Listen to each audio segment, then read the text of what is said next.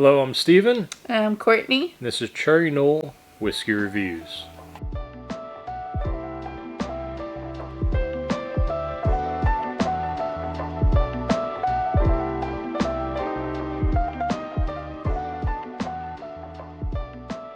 Today we are continuing down the path of 1792, and today we will be tasting the Bottled in Bond.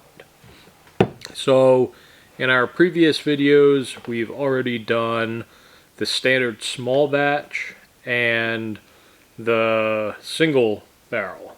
So if you want to see those are up on the channel, so make sure to like, comment, subscribe.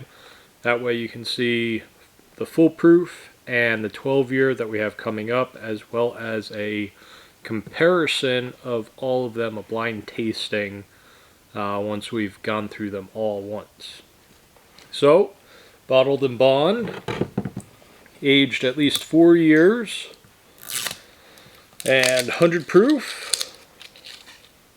I don't know if this one was aged longer than 4 years or not, but to be Bottled in Bond, it needs to be aged minimum of 4 years in New American oak.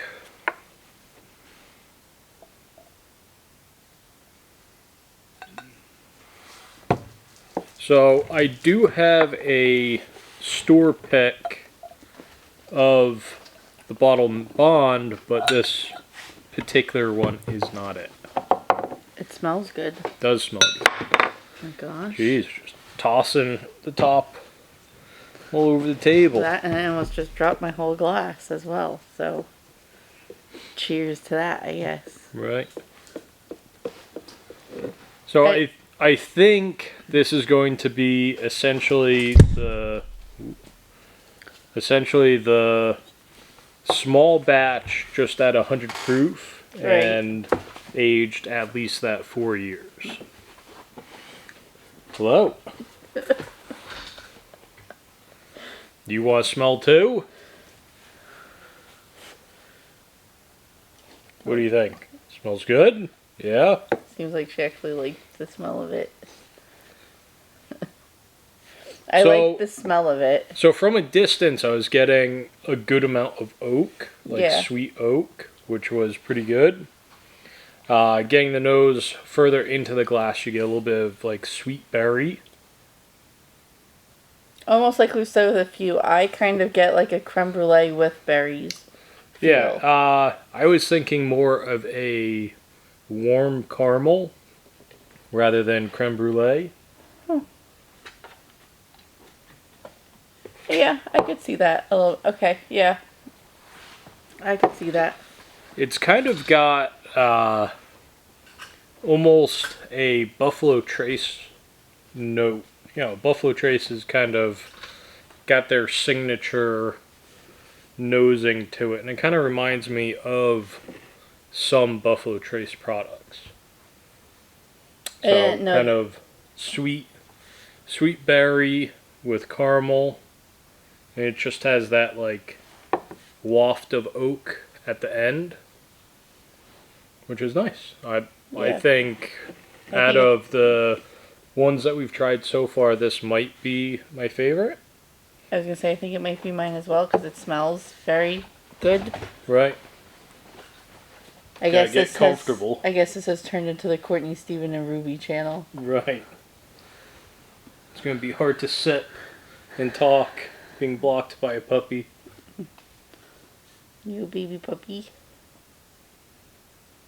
But yeah, the sweetness... Have you tasted it yet? No, you can go ahead and sip it. No, I'm not going to sip it yet. Go ahead. No. So the sweetness is very light, like confectionery sugar light. This is very good.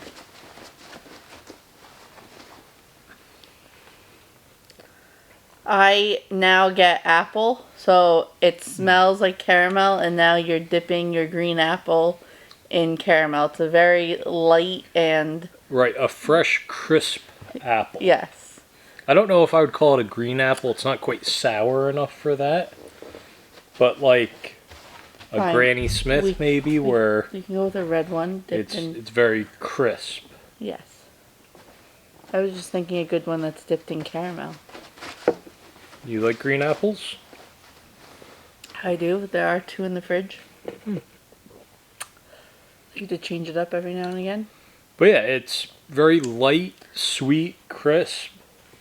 Very easy to drink. And the proof, with how not so high the proof is. 100 proof. Oh, So it doesn't quite taste like it. it's right at that kind of sweet spot of proof, I think, where it's high enough that you're getting a lot of the flavors that you get from a higher proof. Right. But Ruby's hitting buttons. Where are we going? You have directions going. But yeah, so it's got that nice proof point where it's not too high that you're kind of getting too much of a burn, that it's unpleasant. Right. But it is high enough that you get a lot of good flavors from it. Ruby, what are you doing? What are you doing? So do you have any further notes? Tasting notes? Well, nosing notes? I can now, after tasting it, I smell more of the apple than berries. I don't think I smell as much of a berry flavor anymore. I think I smell more of an apple scent, but now that could just be because now I'm thinking about apples versus berries. Right, your taste buds in your mind have started to say, okay, this is apple. Right. It's not berry. Right. Yeah, I can see that. Regardless, I think it's very good. A nice sipping whiskey. Yeah. Yeah, I think for the proof point and it being bottled in bond, yeah, like your father has said multiple times, it's hard to go wrong most times with a bottled in bond. You know, right. You know it's got a little bit of age to it. It's at 100 proof, which is kind of the sweet spot. So it all kind of mixes well. Yeah, that it does. Now, this one, do you have the price? No, you don't. No, not on this one. You can check the one to the side of the black and white box. Black and white being the label on the wood box. Oh. But yeah. Why that? Over there. That one, you have that one. I don't know if I put the price on the bottom of that one. Nope. But that's the store pick. Right. So that is single barrel select. And I can't read anything else from here. Just is an S and a B. It just says single barrel. Right. Doesn't say who the pick was. Nope. So it could have been a 1792 pick that just got delivered out to the distributor, which then ended up at the store I picked it up at. But yeah, I would, once we get a little bit further down on this bottle, I'd be curious to kind of compare the two side by side to see if a single barrel pick of the bottle and bond is any better. Right. But yeah, it's definitely got that crisp fruit smell to it, whether it's apples, berries, pears, kind of. Now we're throwing pears into the mix? Yeah, I would compare pears and apples. Okay. Because sometimes pears are just a little bit less of a tasting note. It's still got that same crisp fruit. Right, yeah. I gotcha. Makes sense. I like it a lot. But yeah, I would score this at fairly high. I agree. I'd probably, out of 10, put it at like a 7.8. I'd put it at like a 9.5. A 9.5. Yeah, out of 10. There's not a whole lot of room between that 9.5 and 10.